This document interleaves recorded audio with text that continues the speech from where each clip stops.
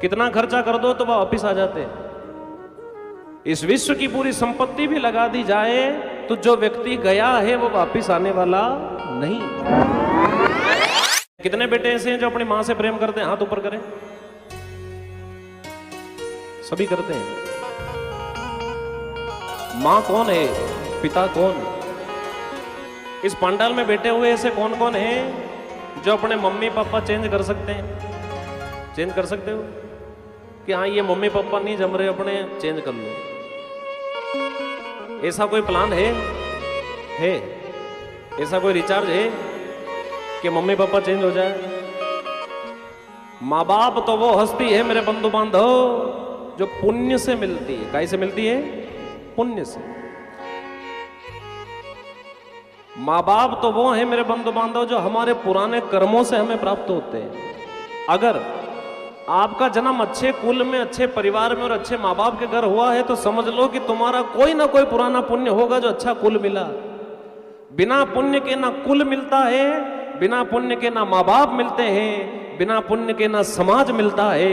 ये कोई ना कोई हमारे कर्म अच्छे हैं जो हमें अच्छा परिवार, अच्छे माँ बाप और अच्छा समाज मिला। जब भी भगवान के सामने जाओ तो बार बार मांगो मत। जो उसने दिया है कभी कभी उसका भी शुक्रिया करो कि हे मालिक, तूने जो माँ बाप मुझे दिए हैं वो बड़े प्यारे दिए, और जब भी मैं जन्म लूं तो ऐसे ही माँ बाप मुझे मिलना चाहिए। माँ बाप नसीब से मिलते हैं मेरे बंधु बांधव, माँ बाप पुण्य से मिलते हैं। बाकी दोस्त आप अपनी मर्जी से बनाते हो। रिश्तेदारी रखो तो है, नहीं रखो तो नहीं। बोले दुनिया में जितने भी रिश्ते हैं वो रखो या मत रखो, पर जो रिश्ता आपको भगवान ने दिया है अर्थात जो आपके माँ बाप हैं उनका दिल कभी भी दुखना नहीं चाहिए। आप गरीब परिवार में पैदा हुए हो तो इसमें कोई बुरी बात नहीं है, पर जीवन में इतनी मेहनत करो कि आपके माँ बाप के जो सपने हैं वो आप खुद पूरे कर दो। और कब पूरे कर दो? कब? जब वो जिंदा है तभी कर दो। उनके मरने के बाद उनकी तस्वीर के आगे रोने से कुछ भी नहीं होता। जब तक आपके माँ बाप जिंदा हैं मेहनत करिए, संघर्ष करिए, और जैसा वो आपको बनाना चाहते हैं वैसा बनने की कोशिश करिए। उनका सपना है कि हमारे घर पे गाड़ी हो तो करो मजदूरी, करो मेहनत, भले लो लोन, पर अपने माँ बाप को एक बार गाड़ी में बिठा के मम्मी आप बोलो, पापा आप बोलो कौन सी गाड़ी चाहिए, वो गाड़ी लेके माँ बाप का सपना पूरा करो। ये हर बेटे का करते हैं। उनके मरने के बाद भले कितना ही जोरदार मौसर कर दो, क्या वो मौसर उन तक जा रहा है? जा रहा है। इसकी कोई गारंटी नहीं है कि तुम जो रसोई कर रहे हो उन तक पहुंच रही है। इसकी कोई गारंटी नहीं है कि तुम जो दान उनके नाम से दे रहे हो उन तक पहुंच रहा है। पर जब तक वो जिंदा थे उनको कभी रसगुल्ला खिला दो, उन्हें कभी गुलाब जामुन खिला दो, कभी उनको तीर्थों की यात्रा करवा दो। आज का समय तो ऐसा है कि मम्मी फोन करे कि बेटा माथा दुख रहा है, मैदपुर से गोली ले आना। क्या ले आना? गोली। शाम को बेटा आया, माँ ने पूछा, बोले बेटा गोली ले आया? बोले मम्मी मैं तो भूल गया। माँ के लिए एक गोली नहीं ला सकते, और मरने के बाद बोले मौसर तो करना पड़े। नहीं करो तो समाज बुरा कहे, रिश्तेदार बुरा कहे ना। अपन कभी जिमने जाएं तो लोग कह दे कि तुमने कौन से तुम्हारे माँ बाप का मौसर किया। पहली बात तो आज के समय में ऐसा कोई व्यक्ति नहीं है जो आप कहीं भोजन करने जाओगे और वो कहेगा कि आपने मौसर नहीं किया।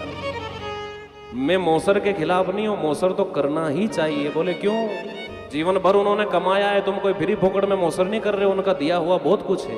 पर मौसर से पहला कर्तव्य है कि जब तक वो जिंदा है तब तक तो उनकी आत्मा खुश रखो।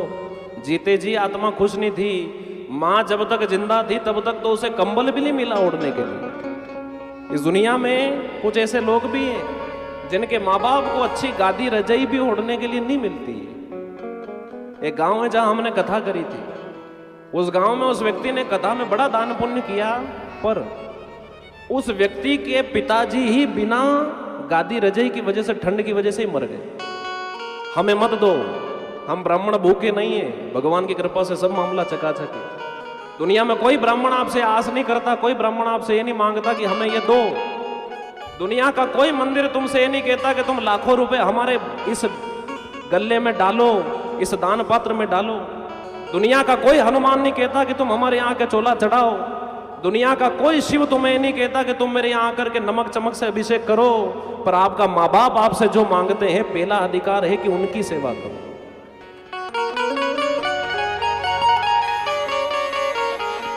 ये बात इसलिए कह रहा हूं मेरे बंधु बांधव, ये बात उनसे पूछो जिनके माँ बाप नहीं है। जिनके माँ बाप होते हैं उन्हें तो लगता है कि हो हे। जिस दिन वो नहीं होते तब पता चलता है कि माँ बाप की कीमत क्या होती है। जिनके माता पिता इस दुनिया में नहीं है, कितने रुपए लगते हैं उनके वापिस आने में? कितना खर्चा कर दो तो वह वापिस आ जाते हैं। इस विश्व की पूरी संपत्ति भी लगा दी जाए तो जो व्यक्ति गया है वो वापिस आने वाला नहीं। जब तक वो जिंदा है तब तक उनके लाड लड़ारो मेरे बंधु बांधव, क्योंकि मरने के बाद फिर वो हाथ से निकल जाते। रहती है तो क्या, सिर्फ तस्वीर। अगर पिता है तो पिताजी के लाड लड़ाइए, माँ है तो माँ के लाड लड़ाइए, क्योंकि ये हस्तियां थोड़े ही समय तक पास में रहती।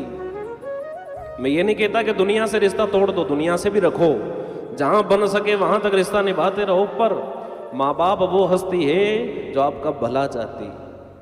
वो आपसे 1 लाख रुपए कभी नहीं मांगेंगे कि तू 1 लाख रुपए मुझे दे।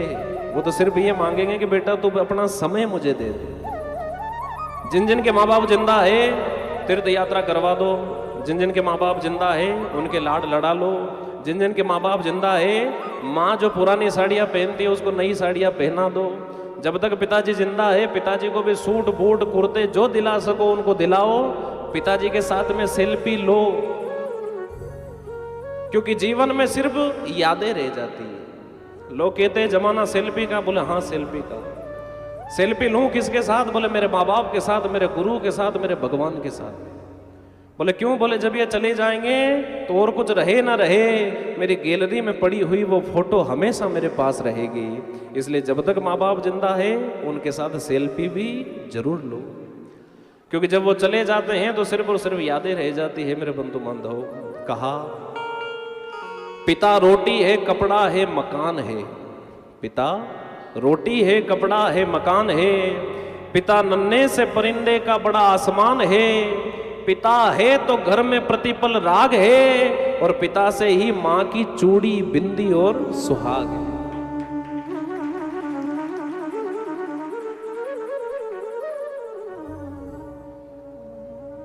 मैं जब भी कथा करता हूं मेरे साथ मेरे पापा रहते हैं।